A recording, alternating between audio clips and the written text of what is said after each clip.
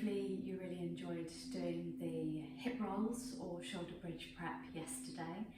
You can make that part of your daily practice, but if you find that there's lingering feelings of overwork, then feel free to do it every other day, having little stretches for those hamstrings, just to apologise for that work. It's all for the greater good. Now, we are doing a development today.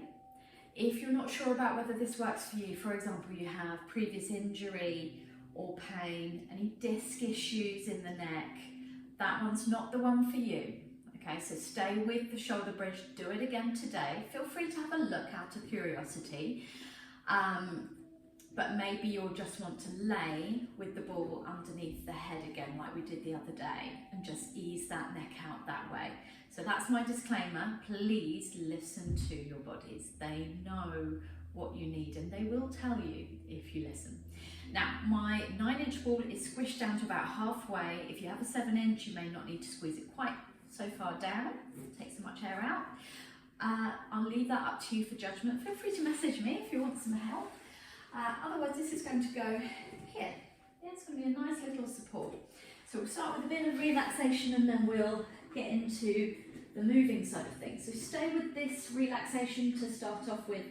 If you are not sure about whether this is going to be for you, you've got previous neck issues, disc, pain, nerve pain, yeah, just judge it for yourself, please be sensible. So laying on the ball, our gaze should be on the high diagonal, depending on how high your ceilings, your gaze might reach towards that split between wall and ceiling. We are aiming to be in a neutral spine with hip bones, pubic bone, horizontal plane, slight curve in the low back. I say that a lot, right? Deep breaths.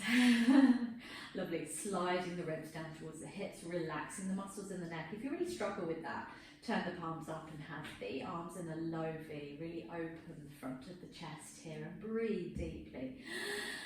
It might be the first deep breath you've taken today because your mind has been busy, busy, busy.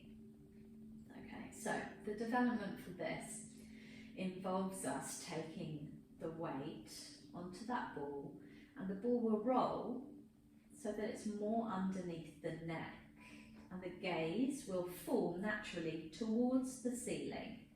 So I'll demonstrate. Please sit up and watch first so you don't crane your neck trying to see. I'm going to bring my head slightly closer to my bum, as long as your knees can handle this. Press the arms down into the floor for additional support. Brace the abs at the front so we're not going to hang out into the low back. We've got our support in place. Exhale, lift the pelvis, shift. Ponytail gets stuck, obviously.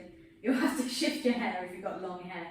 And the gaze should fall up towards the ceiling. Now play around with how high you are here. Should be resting on the shoulders so your bum doesn't have to come right up. In fact, I prefer it were lower. If you're struggling with balance, you can go wider with the feet and knees.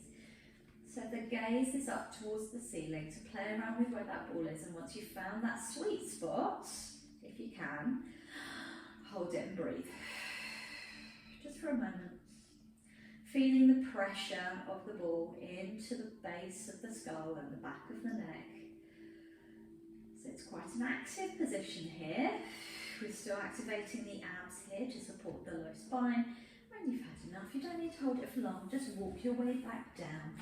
Settle the feet into a comfortable position and notice how it's a lot easier for you to settle the weight of the head and neck into the ball. Now, still opening the shoulders. Feel free to repeat that, but otherwise once would be enough just to increase the circulation, give you a feeling of release across the back here because you're working into the surface fascia, the connective tissue, and you will have a feeling of increased ability to move your neck. Not that I'm saying you need to throw your head around, but that you maybe feel a bit more mobile because the fascia has been stimulated to create a gel-like substance which includes collagen in there, and it will allow for more slide and glide in these areas here. Yeah, motion is lotion. All right, let me know how you get on with that one. Don't worry if you don't feel that the tractioning is for you. It's not not necessarily for everyone.